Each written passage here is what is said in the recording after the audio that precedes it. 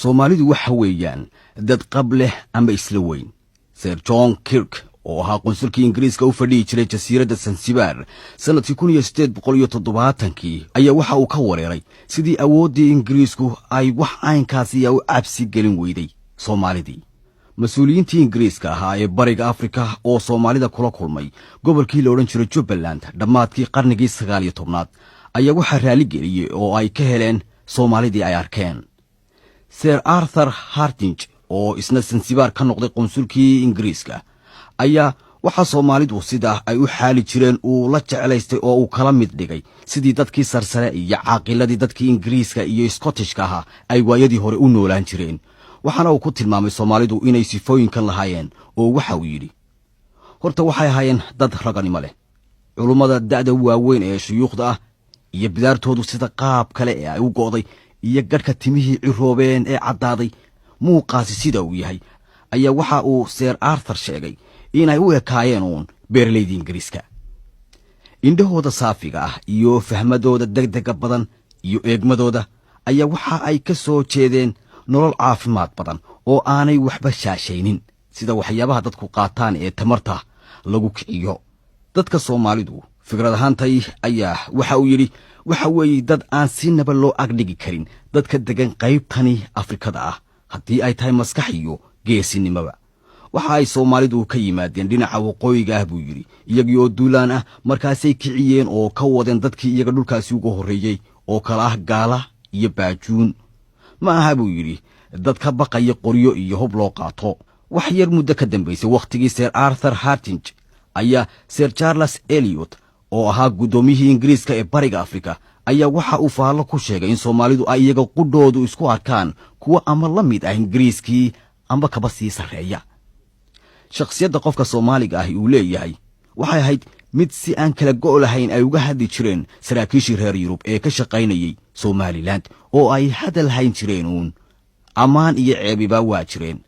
shakhsiyadda Soomaaligu waxa ay ku sheegeen inay ahayd mid ay iswehelinayeen calaamooyin aan meel wada degin fudayd iyo saldhigasho la'aan hadalka oo taagtaagan oo sidii dagaal oo kale la moodo. sidaasi darteed Soomaalidii beriyaha cadan soo gali jirtay mas'uuliyiintii Ingiriiska ayaa waxa ay sitaan ee hub ah ka dhigi jiray. waxaa jirtay inaan laba danayn jirin mustaqbalka imani doona cirweynina waa jirtay. waxaa jirtay is-ammaanid xad dhaaf leh iyo sharaf weyni aan bini aadamka cidiba ka sharaf weynayn.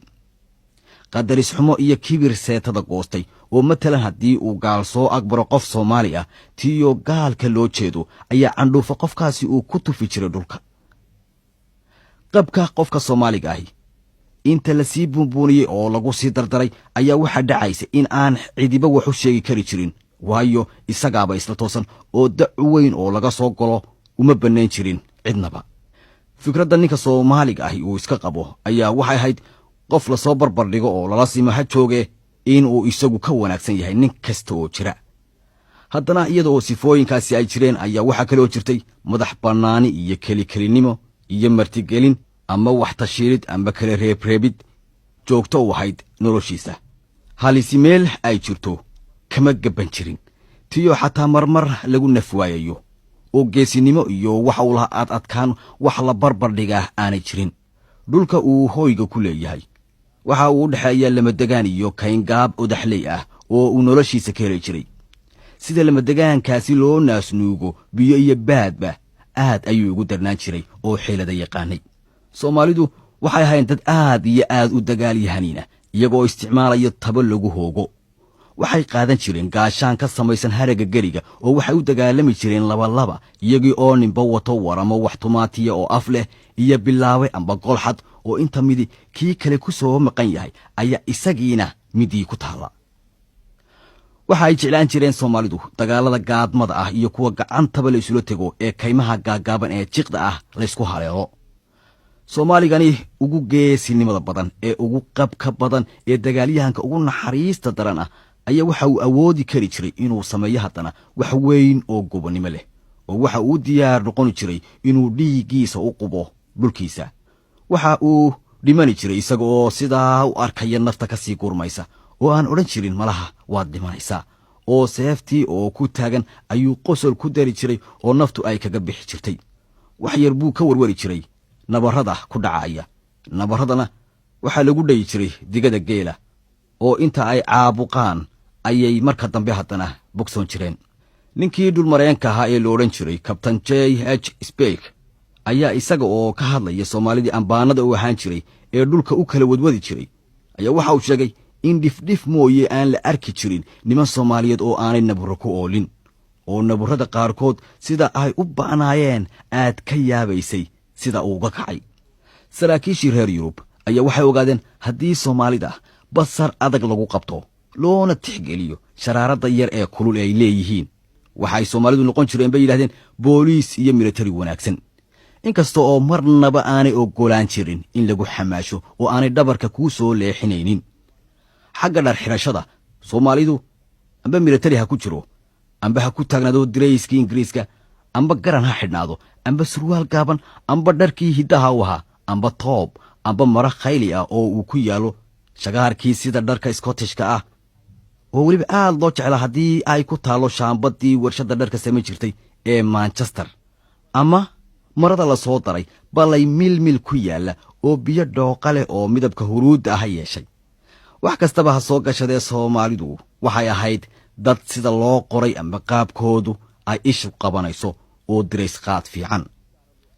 tani waxaa si gaara loo arki jiray marka ninku uu ugu xoogga badan yahay ee uu isku buuxsamo, isagii oo galkii seefaha noocyada kale lahaa ee tolkiis gacan ku sita, ta kalena gaashaan qaabka wareegga oo kale leh oo ka samaysan haragga geriga amba wiisha amba goodirka, gal yar oo isna harag ka samaysan oo kitaabkii qur-aanka ahaa uu ku jiro oo inta suun haraga dacallada loogu xidhay qoorta laga soo lulay oo halkaasin barbarta sidaa uga soo dhacay. xagga diinta Soomaalidu waa muslim wanaagsan oo waa sunni, walow ay xumad jidbaahi ay ku jirtay, sida marka nin darwiisha amba wadaad diinta uu u marinayo intaan meel baad leh loo guurin, ama marka la doonayo in weerar la qaadayo lagu soo guulaysto. xagga haweenka sida loola macaamilo Soomaaligu waxa uu ka soo dhex baxay dunidii muslimka ahayd. haweenka xijaab laguma hayn jirin oo waxoogay xorriyada oo aan dunida carabta lagu haynin ayay qabeen. Soomaalidu waxay ahaayeen dad safsafra oo socodka ku daran, nasiina la'aan, iyagii oo socoteen jiray oo wax badan aan qaadan jirin oo haddana goor walba guurguuri jiray ayaa waxaa loo yaqaanay oo la odhan jiray dadkii bilaa barkimada ahaa.